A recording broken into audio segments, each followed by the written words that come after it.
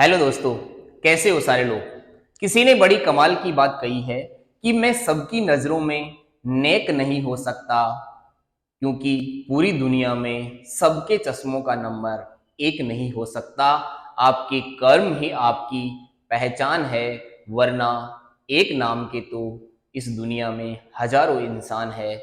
आज अपन इस वीडियो में डिस्कस करेंगे आयुष काउंसलिंग का प्रोसीजर क्या रहने वाला है। बहुत सारे बच्चों ने मेरे को मेल किया और पर्सनल मैसेज किया और कमेंट सेक्शन में भी मेंशन किए चीजें, तो मैंने आपको यहाँ से एक क्लियरली एक सारा कॉन्सेप्ट समझाने की कोशिश करी है और आप ध्यान से सुनते जाइएगा तो सारी प्रोसेस आपको समझ में आ जाएगी।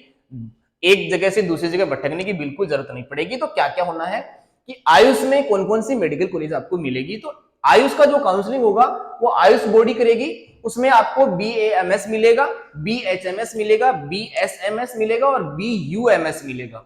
इसकी वेबसाइट क्या होने वाली है, तो वेबसाइट पे आप जाओगे तो यहाँ पे जब रजिस्ट्रेशन करोगे तो इस वेबसाइट पे जाके करना पड़ेगा, जिसकी वेबसाइट है www.aacc.gov.in। इस पे जाके आपको रजिस्ट्रेशन जब स्टार्ट हो जाएगा तब होगा। अच्छा, रजिस्ट्रेशन कब स्टार्ट हो रहा है?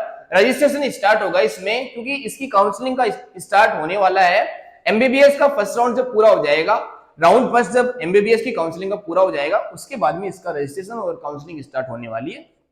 तो अब आपको रजिस्ट्रेशन जब करना है तो उसमें बहुत सावधानी से आपको रजिस्ट्रेशन करना पड़ेगा। ऐसा नहीं कि हर कुछ ही भर दिया उसमें। तो आपको क्या करना पड़ेगा, सबसे पहले जो ईमेल एड्रेस है, जो आपने ईमेल आईडी डाली थी कब, जब आपने नीट का एग्जाम फॉर्म फिल किया था, उसके टाइम जो भी आपने ईमेल डाला था वो का वो ईमेल यहाँ पे एड्रेस करना है और मोबाइल नंबर भी सेम टू सेम आपको रखने, ताकि आपको आगे जाके काउंसलिंग में प्रॉब्लम ना आए। इसमें टाइम टू टाइम आपको अपडेट मिलता रहेगा, ठीक है। यहाँ पे चाहे फोन नंबर हो चाहे ईमेल हो, तो ये आपको पहले वाला ही भर देना है। उसके बाद में क्या होगा, आपको फी डिपॉजिट कराना पड़ेगा। फी दो तरीके की होगी। फी में यहाँ पे एक होगी नॉन रिफंडेबल फी, जिसमें आपको वो फी वापस नहीं मिलेगी। उसका यहाँ पे अमाउंट भी ज्यादा नहीं है, लेकिन आपको फिर भी पता होना चाहिए कि कौन सी फी आपको वापस नहीं मिलेगी और कौन सी फी आपको वापस मिलेगी।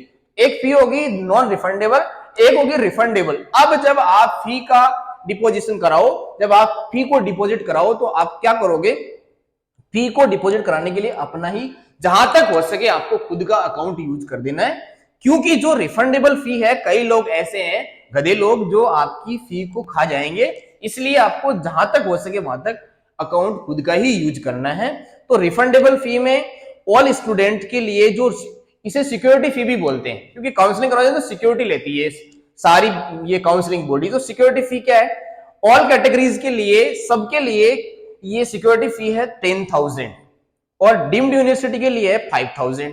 ये रिफंडेबल फी है, ठीक है। और यहाँ पे नॉन रिफंडेबल में जनरल कैटेगरी के लिए 1,000 रुपए रजिस्ट्रेशन फी है और बाकी जो ओबीसी ST SC PH के लिए 500 रुपए और डीम्ड यूनिवर्सिटी वालों के लिए 5,000 रुपए आपको एप्लीकेशन रजिस्ट्रेशन फी देना पड़ेगा। अच्छा, कई लोग ये बोलते हैं कि सर आप डीम्ड यूनिवर्सिटी का काउंसलिंग और अदर जितनी भी काउंसलिंग चल रही है सबका काउंसलिंग कराना चाहते हैं तो आपको हायर साइड वाला फी डिपॉजिट करना पड़ेगा, ठीक है। अगर आप हायर साइड की फी डिपॉजिट कर रहे हो तो आप इसमें भी पार्टिसिपेट हो सकते हो, ठीक है। ये तो हो गई आपकी फी की बात।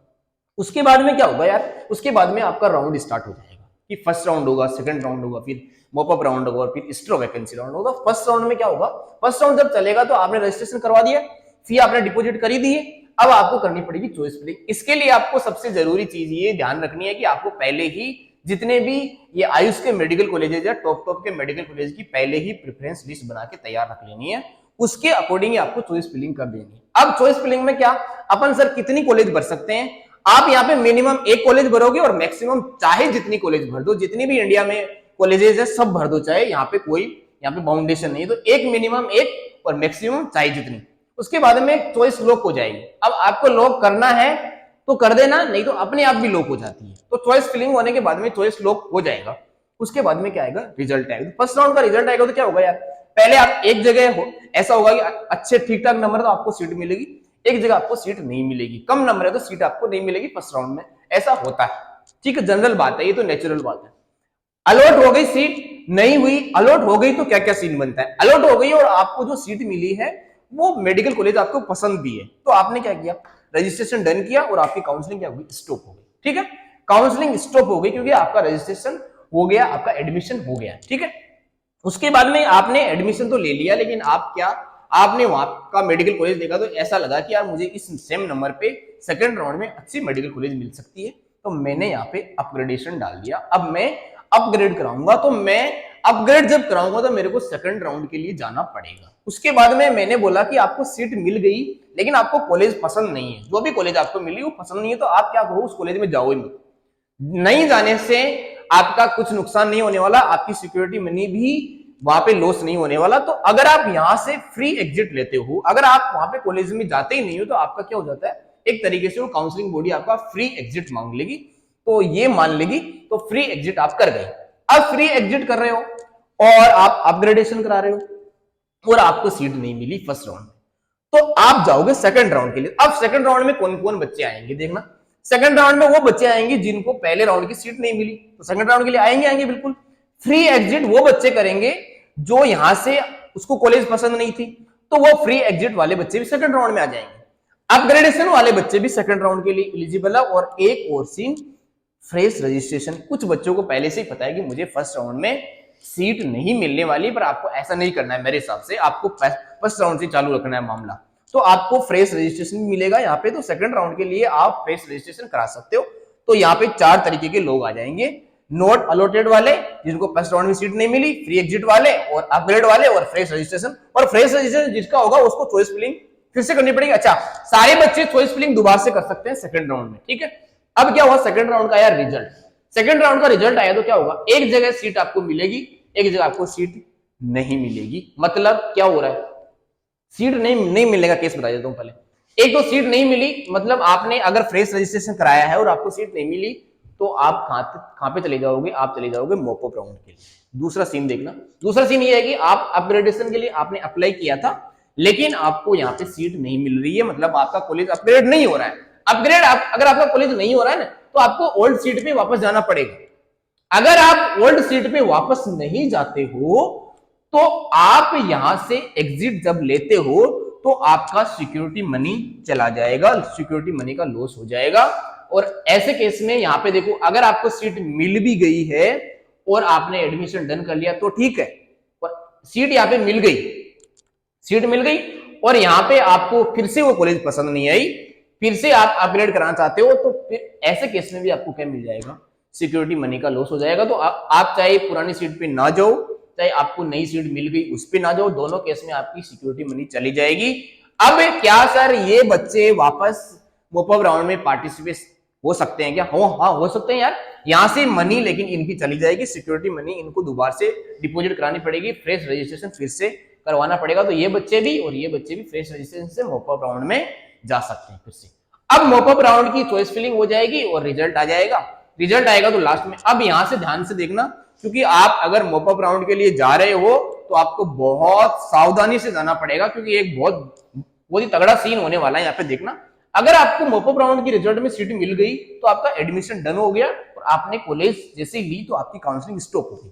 मॉपअप राउंड में सीट मिलती है, आपका एडमिशन डन तो काउंसलिंग स्टॉप, ठीक है।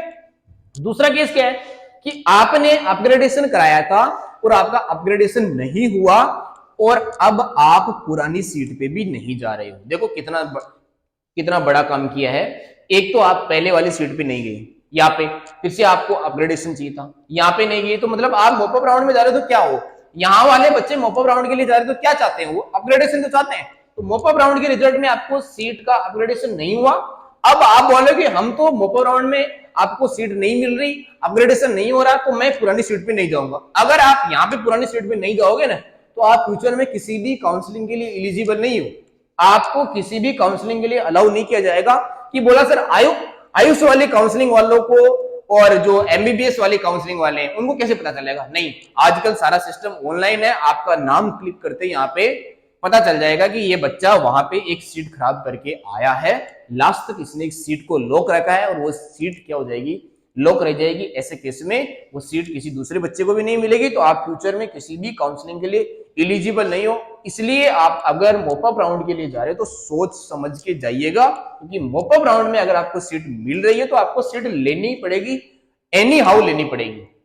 दूसरी बात, अगर यार मॉपअप राउंड में आपको सीट नहीं मिल रही ना, क्योंकि आपके नंबर कम है, तो आप ऐसे प्रोसेस से जा रहे हो, तो पहले सीट नहीं मिली, फिर सीट नहीं मिली तो और यहाँ पे मॉपअप राउंड में सीट नहीं मिली, तो आप अब मोस्टली मॉपअप राउंड में वही बच्चे आएंगे जिनको सीट अलॉट नहीं हो रखी है, मतलब वो एक प्रोसेस से जा रहे हैं लेकिन उनको सीट नहीं मिली, तो वो किसके लिए जाएंगे फिर?